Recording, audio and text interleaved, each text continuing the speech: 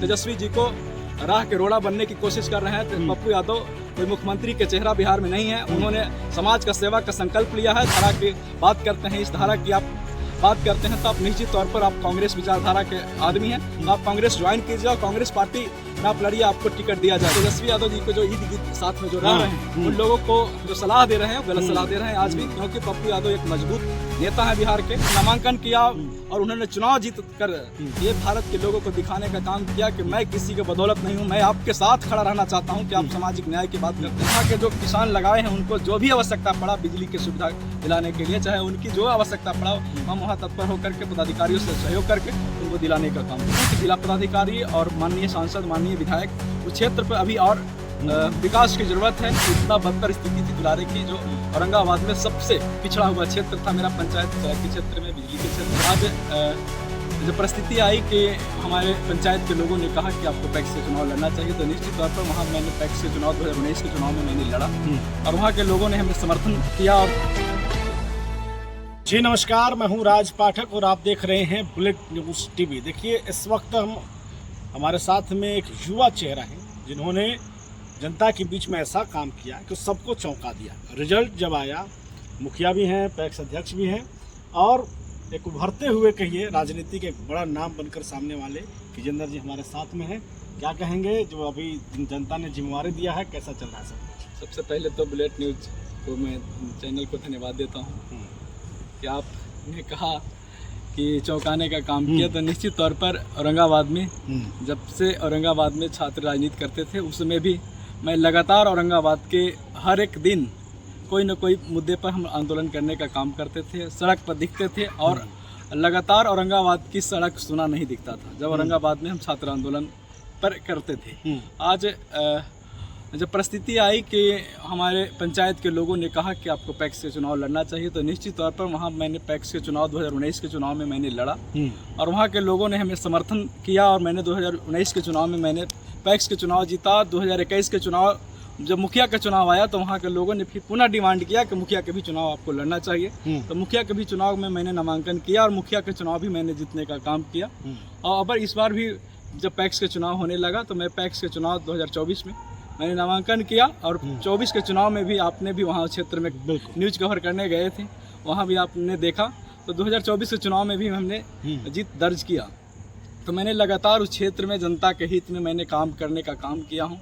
उस क्षेत्र में जो भी स्थिति थी, इतना बदतर स्थिति थी दुलारे की, जो औरंगाबाद में सबसे पिछड़ा हुआ क्षेत्र था मेरा पंचायत, सड़क के क्षेत्र में, बिजली के क्षेत्र में, पानी के क्षेत्र में, चाहे जो भी शिक्षा के क्षेत्र बड़ा चैलेंजिंग था वो समय आपके लिए। वो क्षेत्र को जो मदद चाहिए, अभी भी हमें और मदद की आवश्यकता है वहाँ। तो मैं चाहता हूँ कि जिला पदाधिकारी और माननीय सांसद, माननीय विधायक उस क्षेत्र पर अभी और विकास की ज़रूरत है। उस क्षेत्र में काफ़ी चेक डैम बनने के काम किया है, सड़क बनने की काम हुई है, जो उम्मीद से काफ़ी ज़्यादा काम हुआ है उस क्षेत्र में। आप आज जो स्थिति है औरंगाबाद की नहीं, पूरे बिहार की, जो फल की हब कहा जाए बिहार में, जैसे लीची का कहा जाता है कि मुजफ्फरपुर में है, केला का कहा जाता है कि हाजीपुर है, उसी तरह से पूरे बिहार में एक प्रचलित होगा कि औरंगाबाद अमरूद का हब है। तो हब दिखाई देगा औरंगाबाद जिला के दुलारे पंचायत, जो 500 एकड़ से अत्यधिक में वहाँ अमरूद का पेड़ लगाने का काम किया है। और वहाँ के जो किसान लगाए हैं उनको जो भी आवश्यकता पड़ा बिजली की सुविधा दिलाने के लिए, चाहे उनकी जो आवश्यकता पड़ा, हम वहाँ तत्पर होकर के पदाधिकारियों से सहयोग करके उनको दिलाने का काम किया। चलिए, अब देखिए, चर्चा तो हो ही रहा है, पैक्स हैं, जनता के बीच में हैं, लगातार ऐसे जगह से हैं और उस उभरती इलाके से हैं जो बड़ा चैलेंजिंग था। अब थोड़ा विधानसभा चुनाव आ गया है भाई, तो समझने की कोशिश करें। आप जाप के कद्दावर नेता कह सकते हैं, आपको बड़ा प्रभावी तौर पर सामने थे आप 2020 में। पप्पू यादव की जो पार्टी है, उन्होंने कांग्रेस में विलय किया नहीं किया, आपको नहीं लग रहा कि जल्दबाजी कर दिया पप्पू यादव ने? उन्हें इस चुनाव को देखना चाहिए था कम से कम। नेताजी का निर्णय को मैं उसमें तो मैं टीका टिप्पणी नहीं करना चाहता हूँ।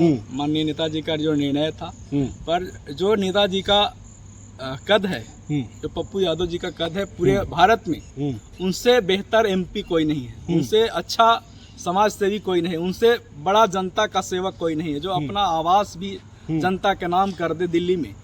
आज परिस्थिति है कि माननीय पप्पू यादव जो मुद्दा पर काम करना चाहते हैं, बिहार के राजनीतिक में पप्पू यादव जी को जो सुविधा मिलना चाहिए, जो भागीदारी मिलनी चाहिए, वो जनता के हित में जो काम कर रहे हैं, वो सिर्फ जातिवाद नहीं करते हैं। इसके चलते पप्पू यादव जी को जो महागठबंधन में जो लीड कर रहे हैं, वो पप्पू यादव जी को नहीं चाह रहे।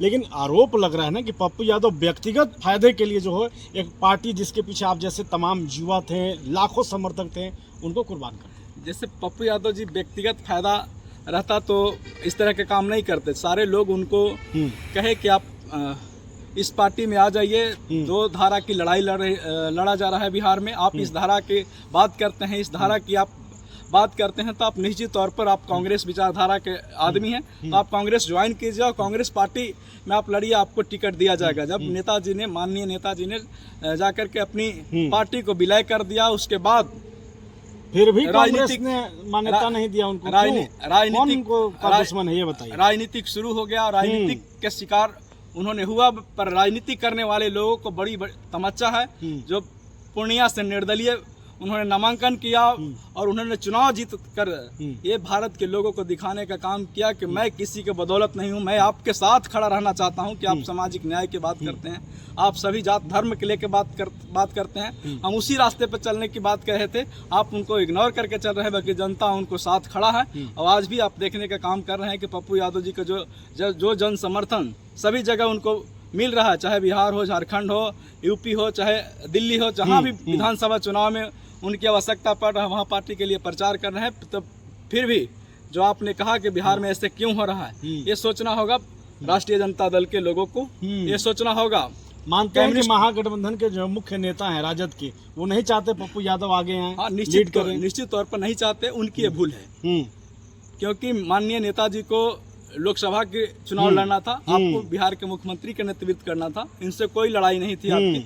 आपको पप्पू यादव को जो आज समर्थन यदि मिलता तो आप निश्चित तौर पर कोसी सीमांचल में आप अच्छे बेहतर प्रदर्शन करते, लोकसभा में प्रदर्शन करते। और आज यदि उनको लेकर के नहीं चलिएगा तो पुनः कोसी और सीमांचल जहाँ जहाँ भी उनकी जो पकड़ वाला क्षेत्र है, वो आपको फिर पुनः भुगतना पड़ेगा। चैलेंजिंग है निश्चित तौर पर। तो आप मानते हैं कि तेजस्वी यादव खुद को आगे रखने के लिए कुर्बान कर रहे हैं, पप्पू यादव को? नहीं, तेजस्वी यादव जी को जो ईद गिद साथ में जो रह रहे हैं, उन लोगों को जो सलाह दे रहे हैं वो गलत सलाह दे रहे हैं आज भी। क्योंकि पप्पू यादव एक मजबूत नेता है बिहार के और उनको लेकर के चलना चाहिए। जो लोग कह रहे हैं कि बाहुबली हैं, दबंग हैं, वो लोग निश्चित तौर पर तेजस्वी जी को राह के रोड़ा बनने की कोशिश कर रहे हैं। पप्पू यादव कोई मुख्यमंत्री के चेहरा बिहार में नहीं है, उन्होंने समाज का सेवा का संकल्प लिया है। चाहे जो जनता जिम्मेवारी देगा उन्होंने जिम्मेवारी निभाने का काम करेंगे।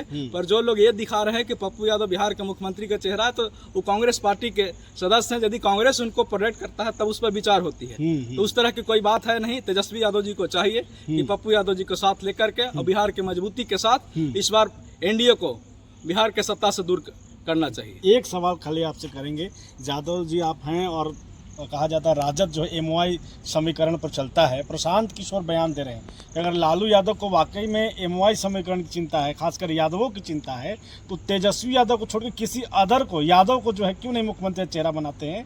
तो आपको लगता है कि वाकई में लालू प्रसाद यादव अपने बेटे के पुत्र मुँह में है, उनको यादवों से कोई लेना देना नहीं है? क्या कहें? इससे प्रशांत किशोर जी को कहना है, प्रशांत किशोर जी अपनी पार्टी का नेतृत्व करते हैं, आखिर क्या कारण है कि उनको तेजस्वी जी के बारे में बोला जा रहा है? वो भी तो अपने पार्टी के कोई दलित वर्ग के नेता को मुख्यमंत्री प्रोटेक्ट करके अपने नेतृत्व करे, ऐसा भी कर सकते हैं प्रशांत किशोर जी। कोई पिछड़ा के आगे करके वो भी तो राजनीति कर सकते हैं, पार्टी के अपने संरक्षक हैं पार्टी के, वो भी आगे कर सकते हैं। पर जो अपनी जो मोनोपोली है, जो पार्टी का जो राष्ट्रीय जनता दल की है, उस पर हम टीका टिप्पणी नहीं करना चाहते। उनकी पार्टी के जो नेता है, उन लोगों जो तय किया है उसको मैं ये मानते हैं कि अगर बिहार जीतना है महागठबंधन को, पप्पू यादव को, राजद को एक्सेप्ट करना पड़ेगा। एकदम बिल्कुल, पप्पू यादव जी को साथ नहीं लाया तो निश्चित तौर पर इसका खमियाजा भुगतना पड़ेगा। बहुत धन्यवाद। ये हमारे साथ में विजेंद्र थे, युवा नेता कहिए, प्रभावशाली नेता हैं और जनता के बीच में लगातार जुड़े रहते हैं उनकी मांग को लेकर के। चाहे कहीं जाना हो, चाहे सत्ता में बैठे तमाम सरकार के लोग हों या फिर आवाज़ अपनी बुलंद करते हैं। लगातार बने रहिए, लगातार अपडेट आपको देते रहेंगे। देखते रहिए बुलेटिन न्यूज़ टीवी।